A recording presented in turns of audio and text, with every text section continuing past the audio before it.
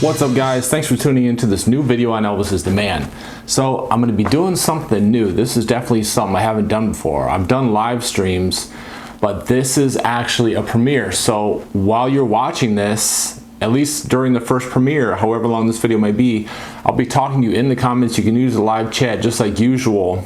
This is going to be more really, is going to be a longer video. I'm going to talk about a number of topics. First thing I want to do is I want to do like a watch party, so to speak.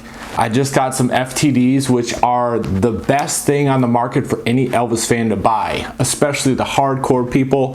This label has been out since 1999. It's for like the regular fan who maybe wouldn't want to hear 12 takes of I Want You, I Need You, I Love You. They would put that on a CD like this or multiple CDs like this for us to listen to, the hardcore fans. So whenever FTDs come out, I usually buy them. So I just got my shipment of 3 FTDs. This one, Elvis Pine Bluff to Madison 76. This is October. The other one, Let Me Be There, August 28th, 29th, February, or January 2029. February 1st, 1974. And this one, which we're going to be listening to today, is Elvis Las Vegas 1971. So there's 3 CDs in this one. We're going to do like a live watch party. Now this isn't, and I'll be commenting on it throughout the course of this video and while we're listening to it, adding my thoughts and comments and info. So this, just a disclaimer, what we're going to do right now, this isn't to take the place of you actually buying these FTDs, because one, it's going to be in much lower quality than what you can buy it on, and you don't get any of the good packaging. A lot of these come with booklets, and honestly, other people have uploaded this and you can hear it in much better quality. So this is more like a watch party. We comment on it, talk about it together as it's going down. So like I said, I totally recommend you guys buying these types of CDs. They're collector's CDs. I'll put a link in the description of this video where you can buy them, but it's not hard. ElvisShop.com. That's probably one of the best places. The only problem with these is the shipping. Sometimes it takes a while. So we're going to be talking about a lot of things in this video. First, the FTDs, listening to that, just a portion of it, at least the last half of this first opening show. And then we're going to talk about the Kathy Westmoreland book that I'm just about 2/3 of the way through. I really, really like it. It's hard to find. We're going to be talking about topics like that Elvis talked to his twin brother, Jesse. Like a lot of people were like, oh, Elvis, would gaze out the window and just talk to Jesse and just... Kathy says, no, that didn't happen at all. We're going to talk about Lisa, the autopsy results that came out, why people are saying, oh, just like her dad. It's not like her dad. That'll be towards the end of this video, but first, I want to finish listening to CD 1. So if you open this up, these always have great, let me try to get it out of the shot. Great pictures, rare stuff. Like, I always look forward to this. I had to wait like 4 months to get this shipment, which I don't understand why that happened, but so I'm starting halfway through because I already shared a little bit of this on Instagram. So buy your FTDs. This is the most just exciting stuff. It's the best stuff because it's not just one little CD of his masters in the studio or maybe something live. This like takes you through the Vegas seasons on the road and gives you an in-depth look at Elvis's life performing, and also FTD books too. So check them out. I definitely recommend you buying these. They're so great. So this one is halfway through the first show. Elvis, let me put this up here. So Elvis is wearing the Kisco Kid suit, the green suit. You can probably see here, I think I'm going to probably upload pictures of that. So the 27th, today he actually got 4 shipments of jewelry from his jeweler, the TLC, Tender Loving Care emblems, because it was TCB. Elvis got some made for the ladies. He got that shipment in today. Like I said, he was wearing his green Kisco Kid suit, which I think is surprising that he only wore this like the first half of 1971. I don't know, like these suits are so cool. I don't know why he wouldn't have wore them later on, and it's not like he couldn't fit into them anymore. He was very trim. He probably could have wore these up until like at least 73. Also in January, when this concert was taking place, because this was January 27th, the Elvis Country album was released, and that was like really one of the first times Elvis did a concept album, all country songs. So that being said, let's get into this, starting with Polk Salad Annie. Let's hear how it is.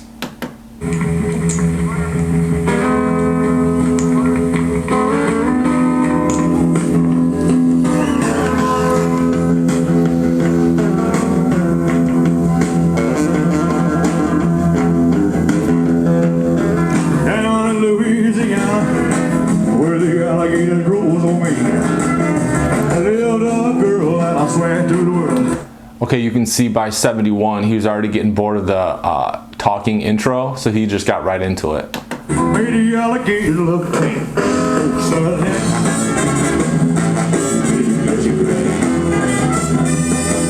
Everybody said it was a shame, well, the mama wasn't working on the chain.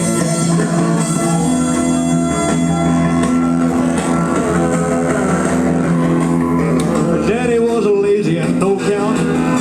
Claimed he had a bank. You notice the kazoo sounding microphone? I don't know if that was from maybe how it was recorded, or maybe if the microphone wasn't that good, but I actually like the kazoo sounding part of it.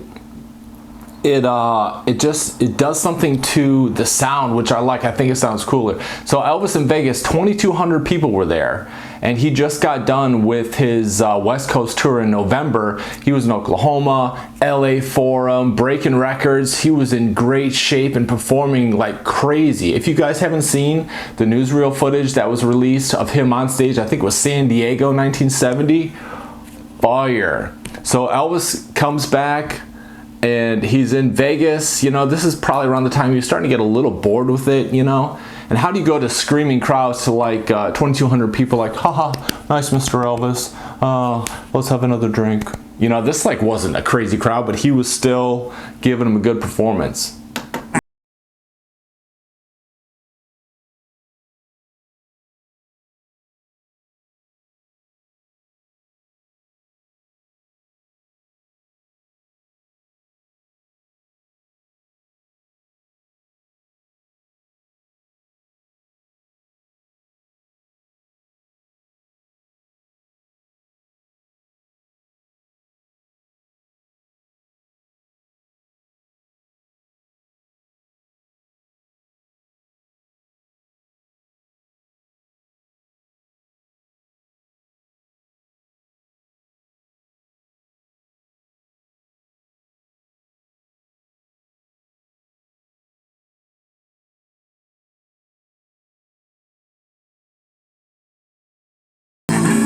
Don't you guys like the kazoo sounding microphone?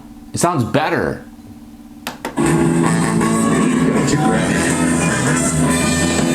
Everybody said it was a shame, but the mama wasn't working on the chain.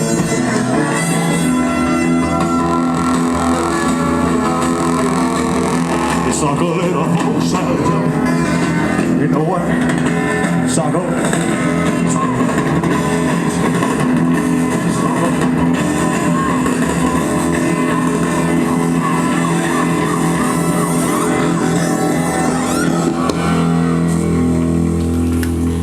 I like that bass.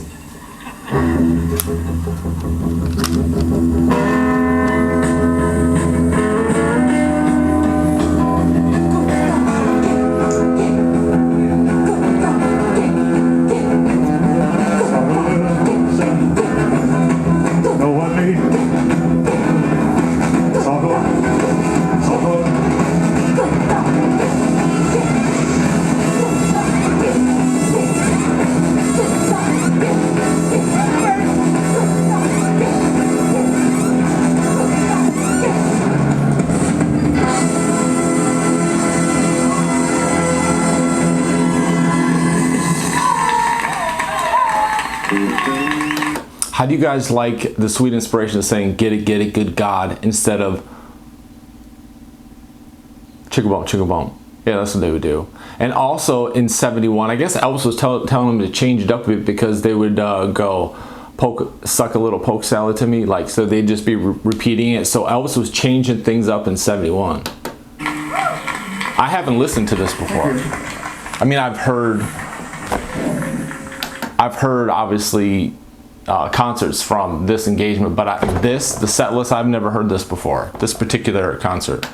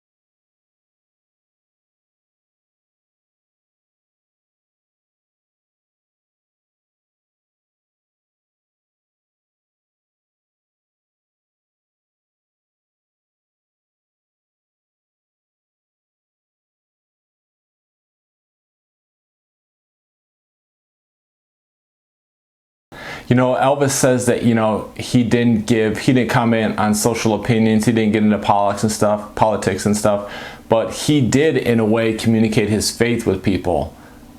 Only Believe, this was recorded the previous year. I don't remember what month, but I think the single was Only Believe, Heart of Rome, or Heart of Rome, Only Believe.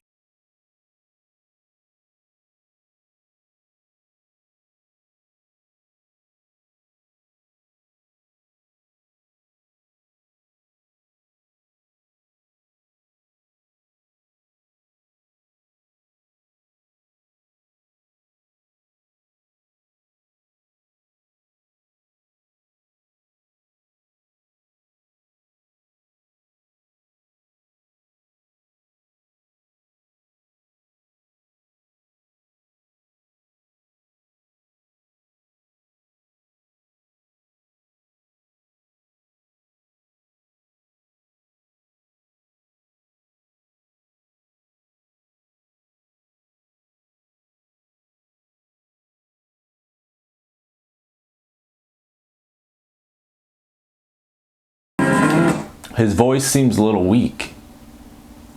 Could it be because he's a little out of breath?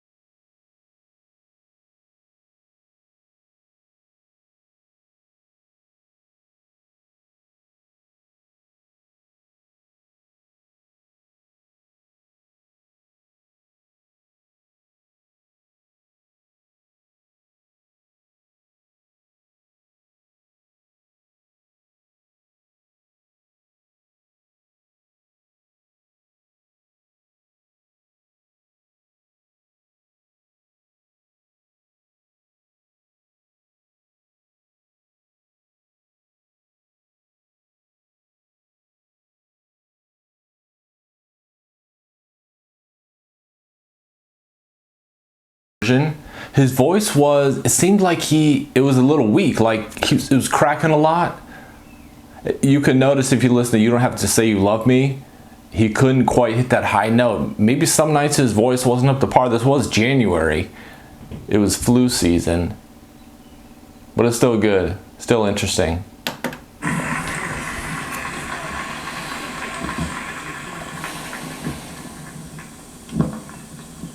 Who done that song the other day?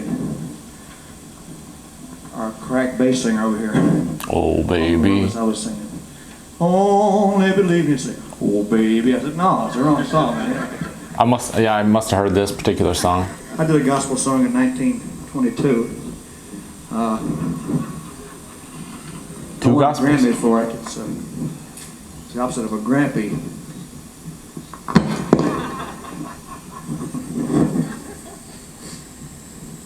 My nose are running. Give me. 2 gospel songs in a row.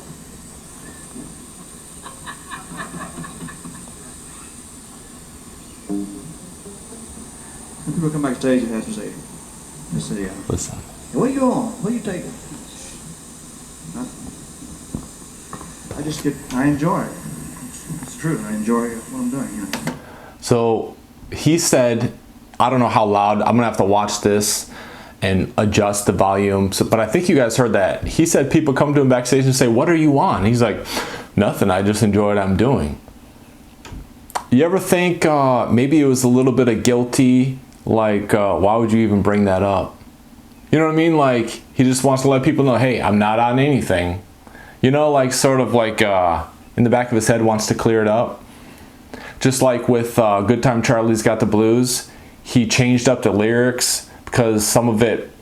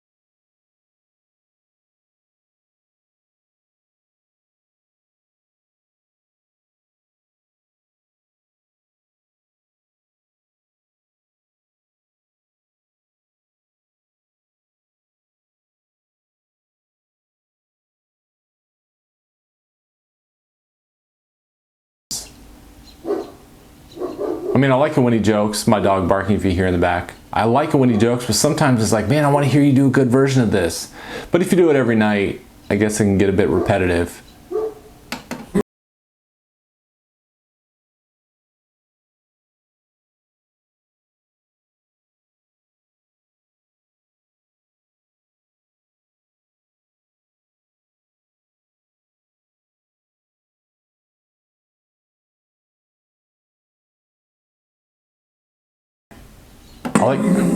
I like how he does that. Instead of going really high, he does it lower. I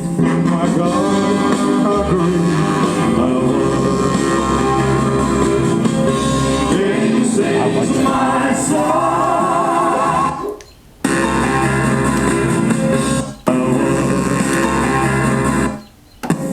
Don't mind me. If I was in the car listening to this by myself, I'd probably listen to it over and over.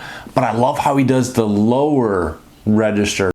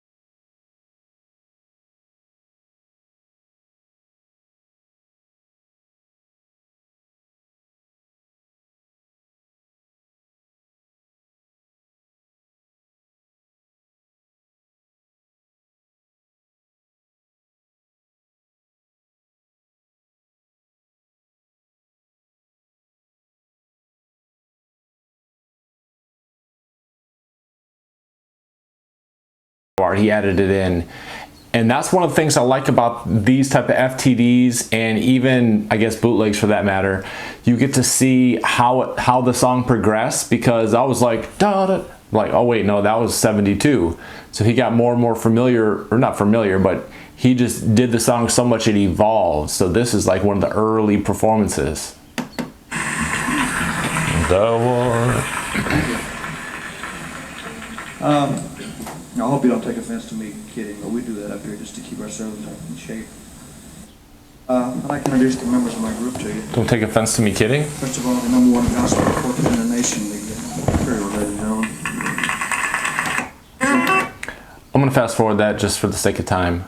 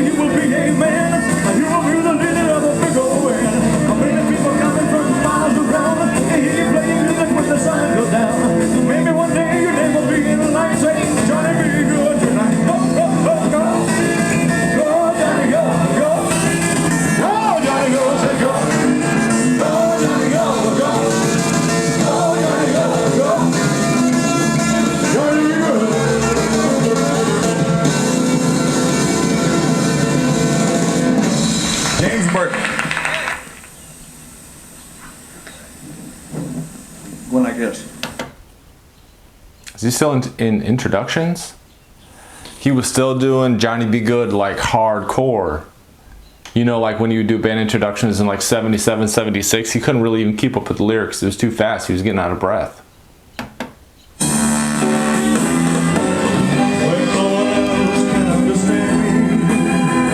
I don't know why he would always cut off the intro. That really irks me.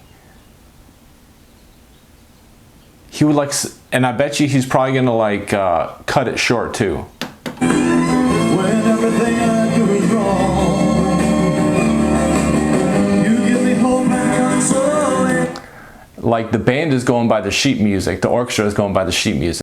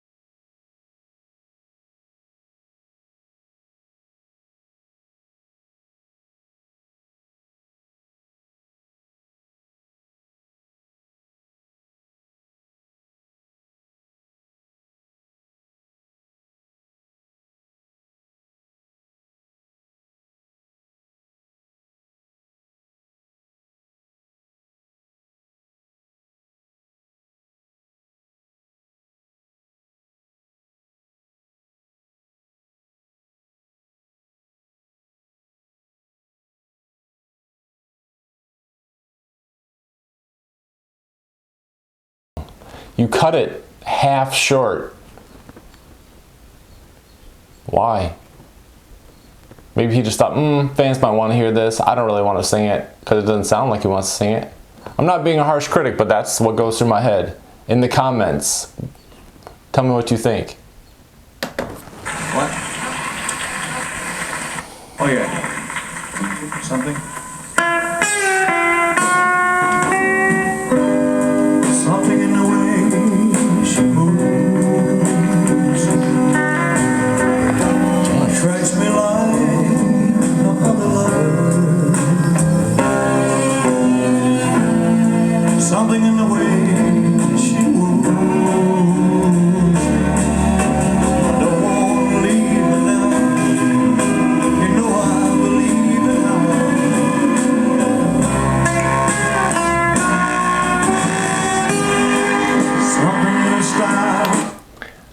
I love the sound of this. Like, it's not, I guess you wouldn't call it a good sound, you know, like the mic, but I like it. Like, it reminds me of July in Culver City when Elvis would have those rehearsals.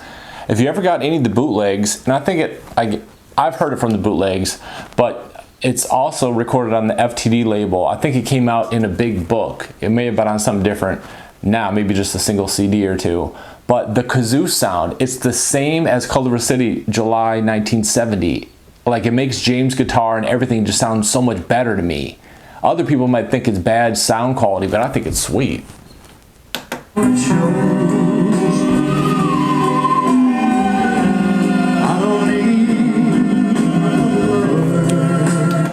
Not to interrupt again, but I'm reading Kathy Westmoreland's book. It came out in 1987. So this is January 1971. Kathy had just started with Elvis when he was wrapping up his summer tour.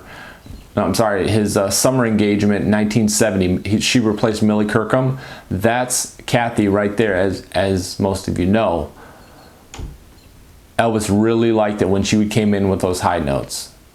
And also, on a side note, it reminds me of what I read yesterday from her book, that Elvis really wanted her at his recording engagements, I guess you could say, recording appointments at RCA, whether it be Nashville or Memphis, early on. But the first time she actually was with Elvis for a recording session was 1973 at Stax.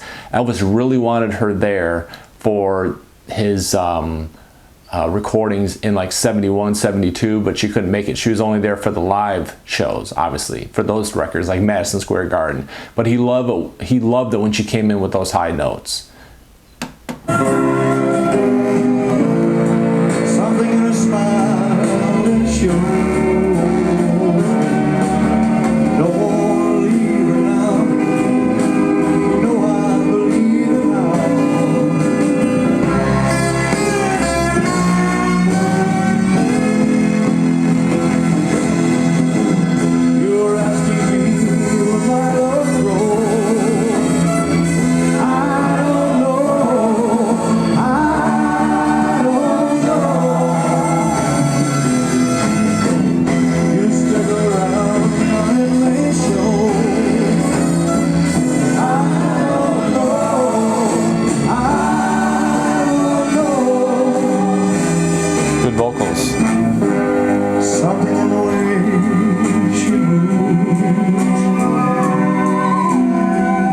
She's good. All I have to do is think about her.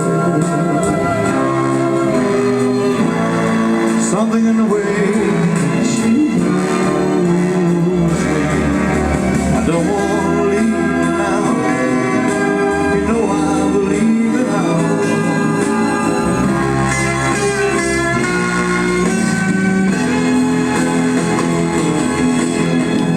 You're asking me, might have gone.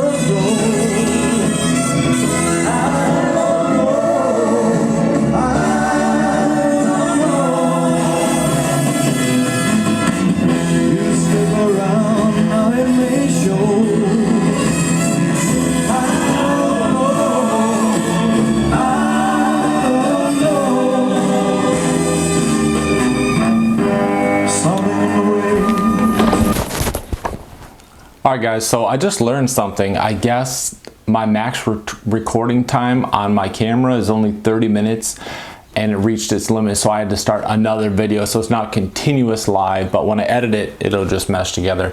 So where were we? Technology.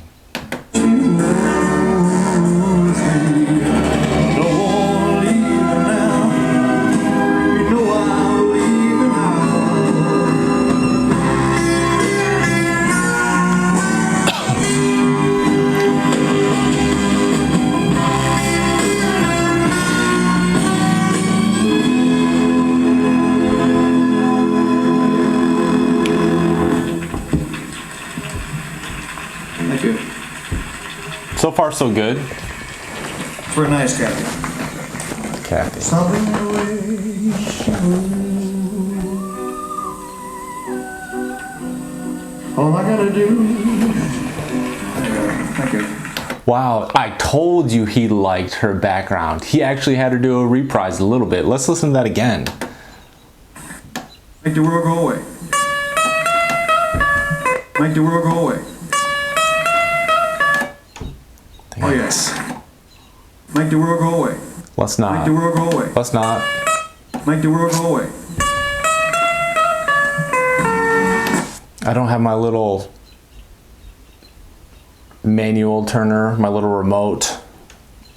Forget it, just rewind it after the premiere. That was cool. Her voice was so good.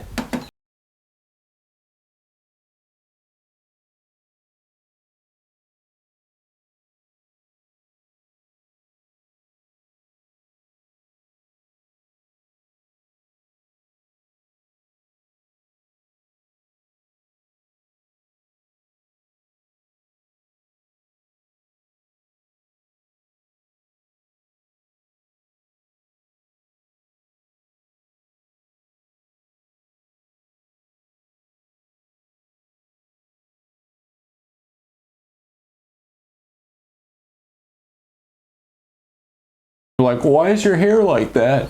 It's just shaved, you know, and I got a spike on top. That's all. Back to the video.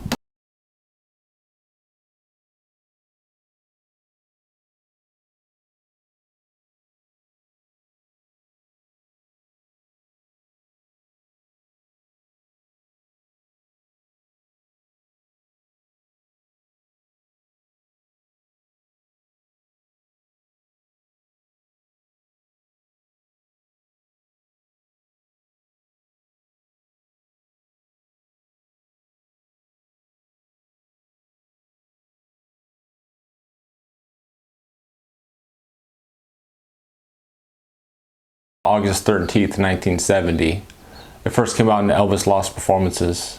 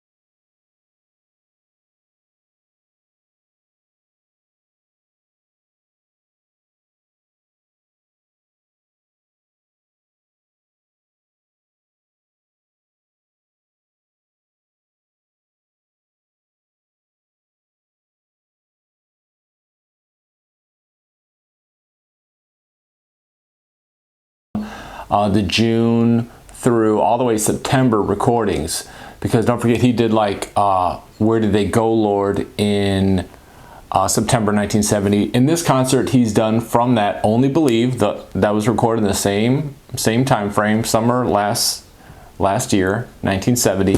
Only Believe. He's done There Goes My Everything and Make the World Go Away. So he's like adding, because you know he did a lot of covers and didn't do, I think, his songs enough, which he should have. I mean, I like his covers and he beat everybody's covers. I can't think of any cover he didn't beat. But it's like, Elvis, why do you do so many covers when you have like the best catalog? But that's another topic. But he's doing the songs that he just recorded. Thank you. I'd like to thank you very much.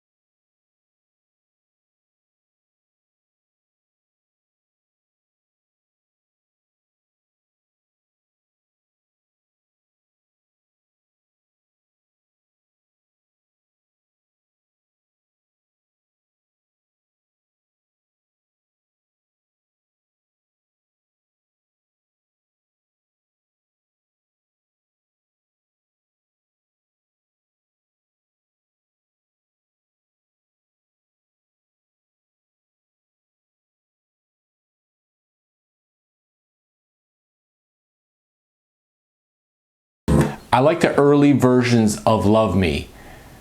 When he got into 73, I kind of like not fast forward, but there's no highlights in 73 onwards except for the ending when he really hits the high note at this song like in 73. But I like these versions and like 1970 version because he does it much slower.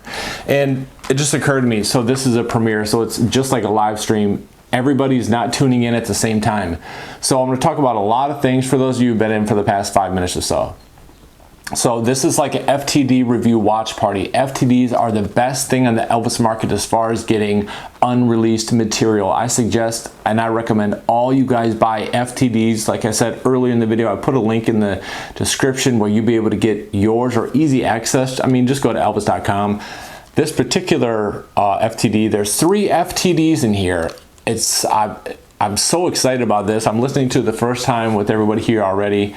And also, later towards the end of this video, I'm going to talk about the Kathy Westmoreland book and all the interesting things I found in it, as well as Lisa Marie. And people saying, oh, it's just like Elvis. It's nothing like Elvis. I mean, not much like Elvis.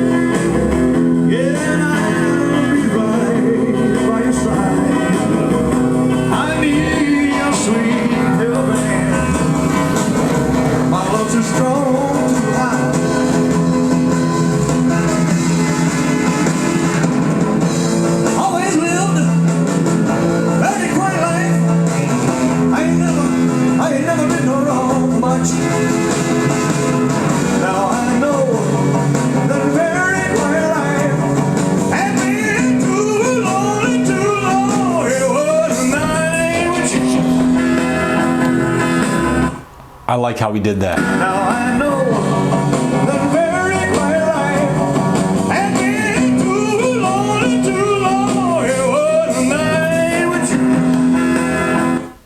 Been too lonely, too long. It was a night with you. Too lonely, too long. Had been too lonely, too long. It was a night with you. That's why you gotta listen to these, because you don't know what you're gonna get.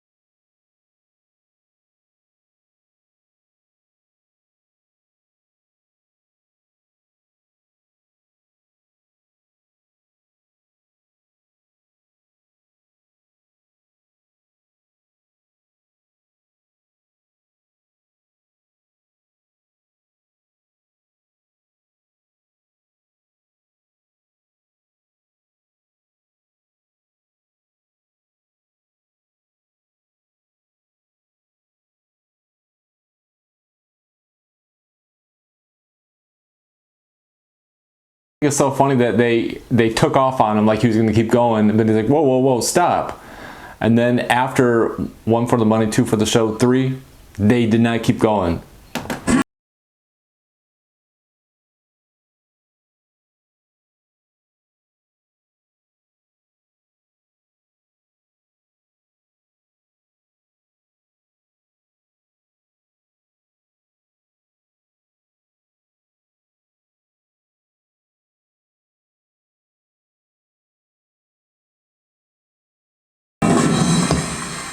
Thank you.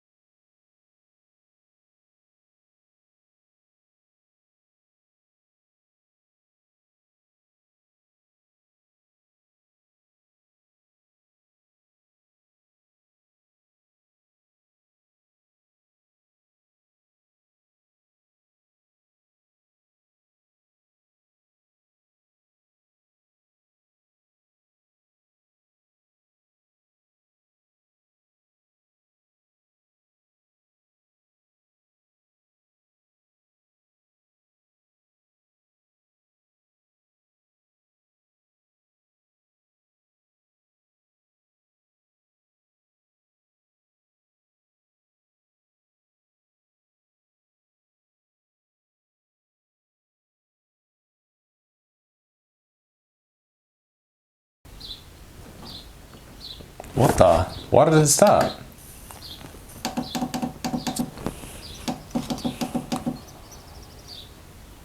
Sing this gospel song for you. Oh, that's all there is. This one isn't the complete concert. So it just goes the intro to That's Alright, and it stops at Hound Dog. Ah, okay, there's a little liner. The original recording tape ran out at this spot in the show. Way to go. Whose job was that? The original recording tape ran out at this spot in the show. Whose fault was that? Oh, I wanted to see how this ended. Well, at least you heard Poke Salad Annie through Hound Dog. So this was the midnight show, January 27th. The next night is the one I think I've heard, where he introduces Sammy Davis Jr. This one is the full concert. And I'm going to do long, full reviews on Patreon. The link to Patreon, where I do mainly FTD reviews of all the newest stuff. Yeah, I will sample some stuff here on regular YouTube. But in-depth reviews I'll be doing on Patreon. So that's one of the reasons why I have it, so I can go in greater detail. Man. Well, that's it for that. What did you guys think? What do you guys think of live parties? Live, it's like watch parties. So I just show you my latest stuff, the latest things the EPE has. I won't show maybe the whole thing, because I want to leave something to, you know, your guys, like something new to you guys, but that was pretty fun. All right, so, gosh, I should have charged the battery on this camera a little longer, because it looks like it's, oh man, I'm gonna try to finish out this video. I'll remember to make sure I have full recording charge for the next one. Guys, if you like it so far, leave me a like. And I know I'm talking to you right now in the chats. So let's go to Kathy Westmoreland's book, what I promised about that I'd be talking about. So this book is really hard to find. I'm just looking at some stuff off here because I want to make sure I remember the details exactly, rather than saying and like think about it. Kathy Westmoreland's book. They met in 1970. Kathy was already doing jobs, singing jobs. You know, she was a good Christian girl, she talked about. And Elvis, yes, he was a Christian, but he was like way more loose in his morality. And Elvis wanted to sleep with her right on. I mean, he wanted to, but he like waited for her till she was ready. But Kathy felt uncomfortable about that, because, you know, her morals and, should I do this or not? Eventually she did. So they had a love affair for like 1 year, and she said something that irritated Elvis. This actually just came to mind, I wasn't going to talk about it, but she said something. They were getting in an argument because Kathy was getting insecure that Elvis was just going to drop her anyway. And so she was kind of like creating things in her head, like little insecurities. And Elvis was sitting on the bed, in his suite. I think it was in Las Vegas, or maybe it might have been in California, because Elvis would have her visit because she did work in California. And she said she got up and she was mad about something, and she mentioned the name Gladys something, not knowing that that was his mother's name. And he just sat in bed like clench. She said whenever he got mad, he would just like clench his jaw, and he's like, that was my mother's name. She's like, I'm sorry, Elvis, I didn't even know that was your mom's name. I forgot what it was. It's not that important. But after that happened, she said Elvis changed towards her. He got offended, I guess, and he told her later on when they were in Vegas, he's like, it's time to go back to your room. Like, so she knew, like, I guess this is it. Now, they stayed close after that, and they would talk in Elvis's suite a lot, but and I think sometimes she would actually stay the night, but they wouldn't like do sexual things anymore for the most part. So I want to talk to you about the first recording session that she was in with Elvis. The first one she was able to make, it was at Stax Studio, Memphis, and she says that she really was surprised how run down it was. It was like in the ghetto of Memphis, and she said there was like wire, like gates all around, like barbed wire at the top. The studio did not look good at all on the inside. It wasn't pleasant, you know. It was like, and there was a slanting floor, because it had something to do with the sound. If everybody was, she said most studios would have like separate rooms for like the drummer and the singers here, but this one was all together, and she says it probably made for a better sound. But the floor went downhill, so I guess the actual musicians and the singers, like they didn't interrupt the sound waves. She said whatever the reason, it worked.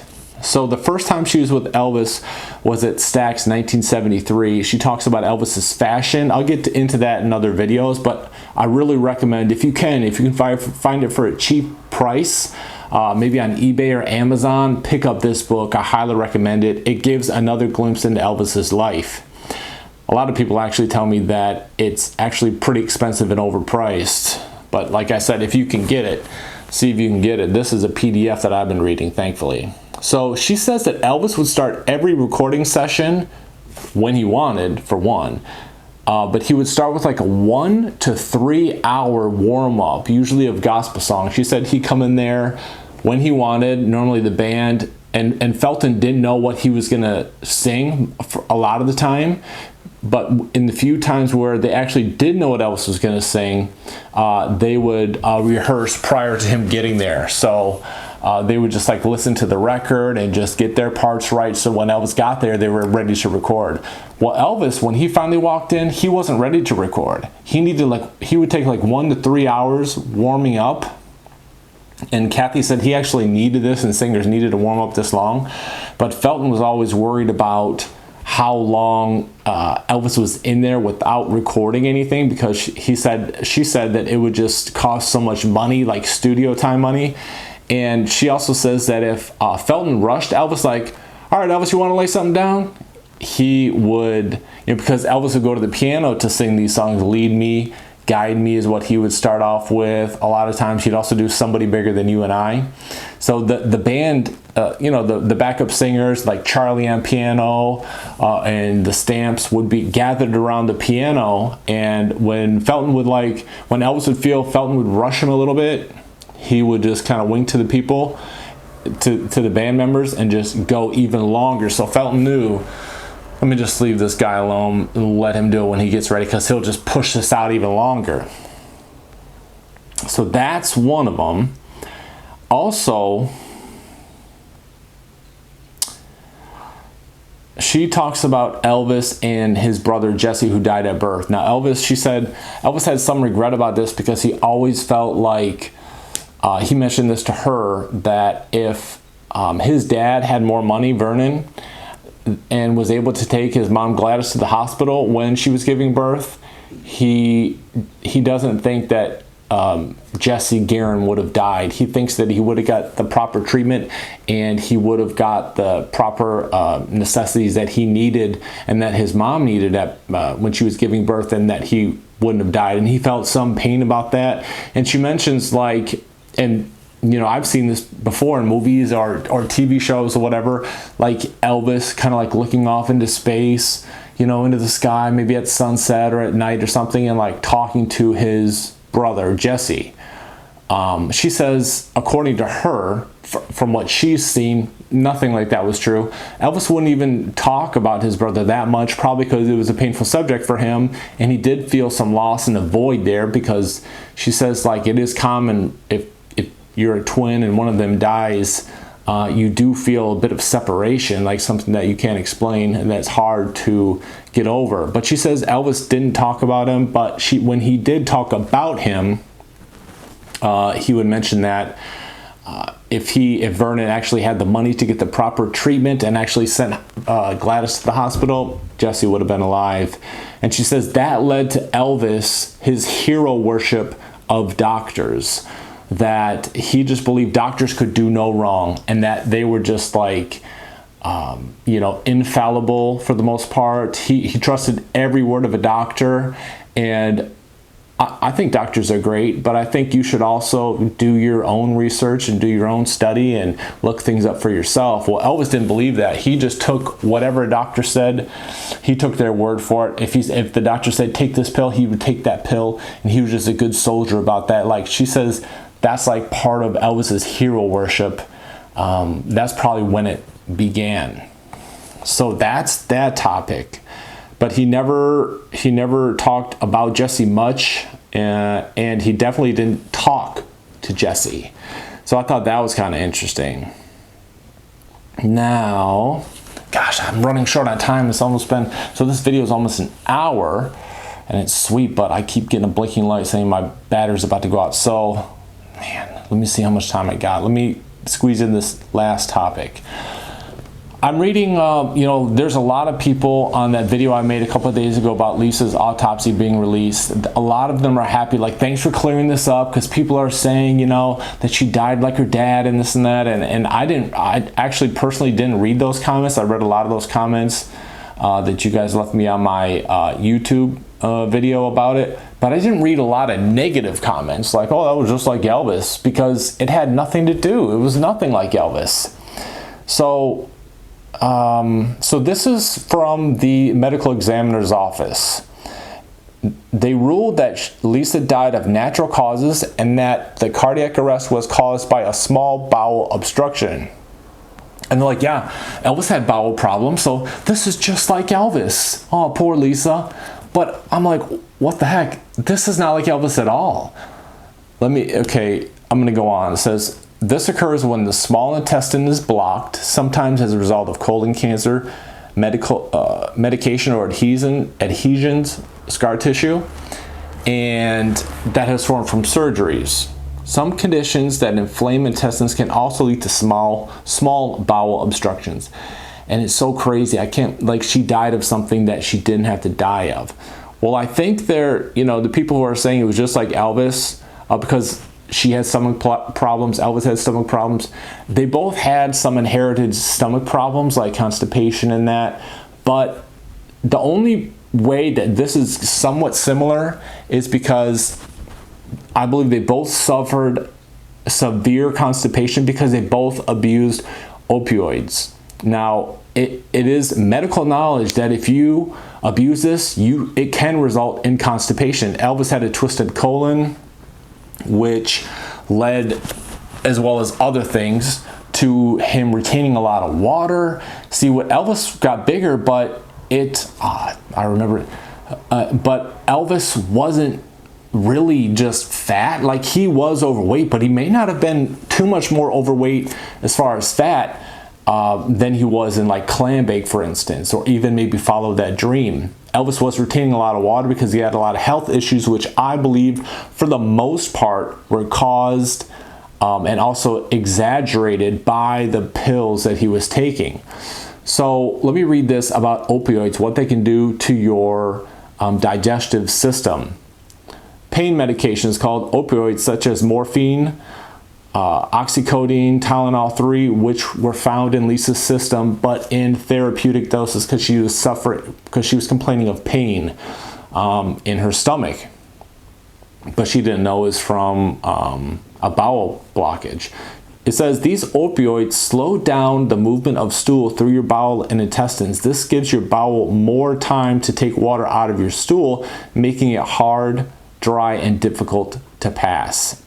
And so, yeah, that problem that she had, the complication that she had from her bariatric surgery to lose weight, could have been aggravated by her opioid abuse over the years, which could have slowed down and maybe helped the bowel blockage, but it was scar tissue.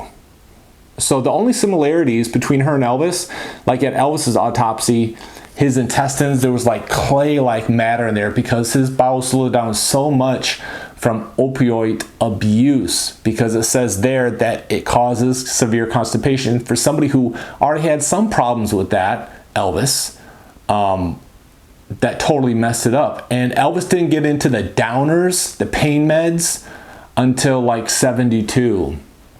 He would always use like speed and stuff.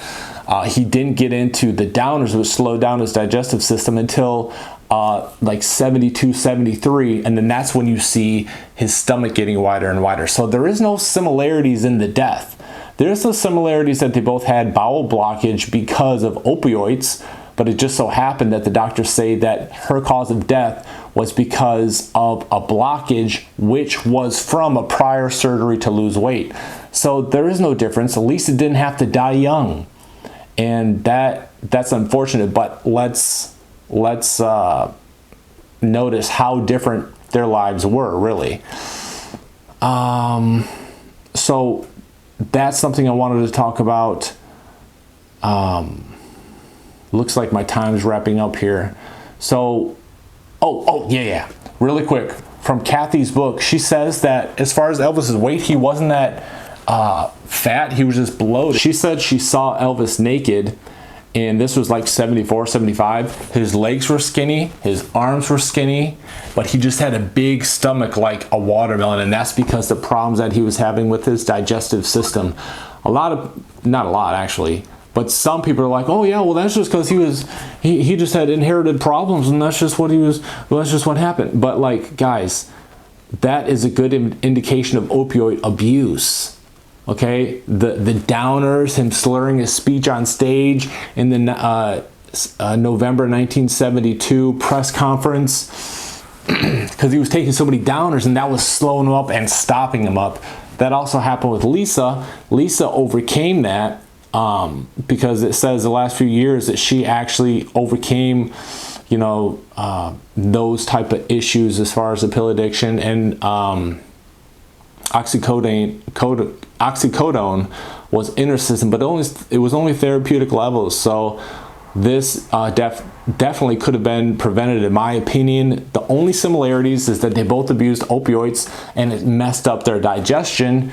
But, you know, if Lisa wouldn't have had that surgery, who knows, she probably wouldn't even have been, she wouldn't even have died. But, you know, she was complaining of severe pain in her stomach that morning. If she would have went to the doctor, they probably could have helped her out. But that's just clearing up a few things. Tell me in the comments, you know, in the live chat, if you guys like these type of videos. I'll do more with other subjects and topics. I enjoyed it. This one's about an hour long now. Talk to you guys next time. Hit the like button, helps grow and expand the channel. Subscribe if you haven't already, and check the description of this video for links to my other channels, including Patreon. Talk to you guys next time. And those are my opinion on what went on with Elvis and Lisa. There's some similarities, but they died of totally different causes. I think Elvis died of a codeine overdose. You can't deny that. The autopsy report, I think it showed 14 different drugs. 10 were above therapeutic. Codeine was 10 times the therapeutic dose. And Elvis was allergic to that as well. I think that he died of a codeine overdose, because Linda Thompson and one of his nurses says that he actually had a codeine allergy. And I think he took that by mistake that night, because if he knew he had an allergy, why would he take 10 times the therapeutic in his system? And that's what was found. I think he took it by mistake. In the book, The Death of Elvis, that's their theory. And I found actually a link on Amazon where you can buy it cheap, only $30 for the book, and it's usually marked up really high because it's in limited quantities now. But I'll leave that in the description too, so buy that at your own discretion. You know, make sure you get the right price, that whole thing, because I think it's a pretty solid link, but you know, who knows. But it is off Amazon, so I'll put that in there too. Other people, their theory is like the Valsalva maneuver, where because he was constipated from the opioids, he was pushing so hard it messes up the blood pressure, and others think he died of cardiac arrest from that. And then other people believe, a small portion of people believe that he was just supposed to die early because he was inbred, and that's just the things that happened, and he just had so many malfunctions, and all those pills he was taking, you know, maybe he took a little too much, got out of control, that kind of thing, but you know, he was just doing that to medicate, and nobody knew, you know, his inner circle, nobody knew that he was dealing with that because he was just so private. But we know now. That's a theory. I don't buy that theory. I stick with the death of Elvis and all the pills he took. You can't tell me that if Elvis wouldn't have taken all those pills, which were mostly for recreation, that he wouldn't have lived a long life. Because even the '73 press conference, I'm not saying Elvis didn't have any genetic conditions. You know, he had insomnia. He had to take sleep meds for that. He had glaucoma, a few things, but nothing ailed him until he started taking heavy meds post 72 that got out of control, messed up his internal organs, his digestion. He started to gain water in his hands. It affected his heart.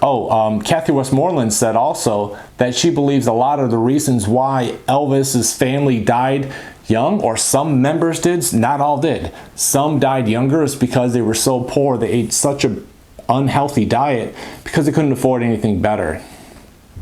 So there's a lot of good things in that book. Those are some of the points in it. I hope you guys enjoyed this, and talk to me in the comments. Leave a like, subscribe. Talk to you next time.